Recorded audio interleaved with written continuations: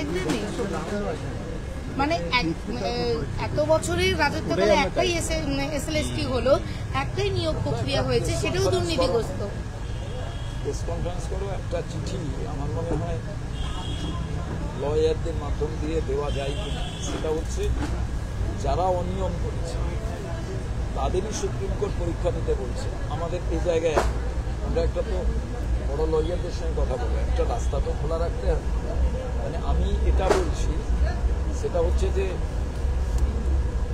আন্দোলন চলবে, সব ছেলেখেলা করে তো বিষয়টা ভাবতে হবে সিরিয়াসলি। দুটো রাস্তা, যে আগে এটা যুক্ত দিলে then you can decide, you can discuss.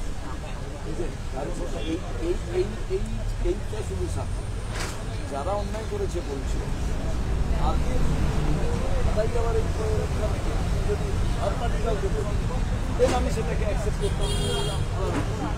কিন্তু তুমি আর পার্টিকে না এনগেজ করে সেই যারাই অন্যায় করলো তাদেরকে তাহলে কালকে আমি আবার ভিক্টিম হবো না, কোথা থেকে হবে? কারণ আমি তো কোনো অন্যায় করিনি। তারপরে অ্যাজ এ হোল আপনার জাজমেন্টে গিয়েছে। আমার মতে এইটা একটা তোমাদের থেকে পেয়েছে, এই শুধু এই পয়েন্ট, এক গাদা পয়েন্ট হলে বুলেট পয়েন্ট হয় না, সেটা কিন্তু এর হয়।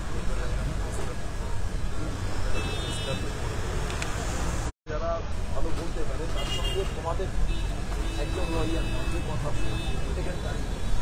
সে পাশে থেকে তোমাদের সেটা তাই এইখানে বসে করছি বড় একটা এটাও হতে পারে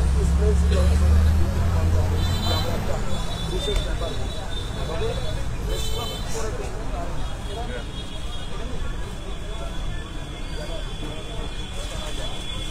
এই পয়েন্টটা চিন্তা যে আমরা সমস্ত বিচার ব্যবস্থা আইনগত সমাজের কাছে, আপনি আমাদের যার কাছে পাঠাবেন, আমি অত্যাচারিত হয়েছি বলে সে অত্যাচার, তো হ্যার আবার যদি আমি এটা ওরাই তো গোলমাল করেছে, অন্য থার্ড পার্টি তো গোলমাল করে না, তাহলে তুমি ওরাই যদি গোলমাল করে থাকে তাদের কাছে তুমি আমাদের যারা আমাদের তারা সবাই আমরা যদি আমি সেটা উনি বলছি, আমরা তো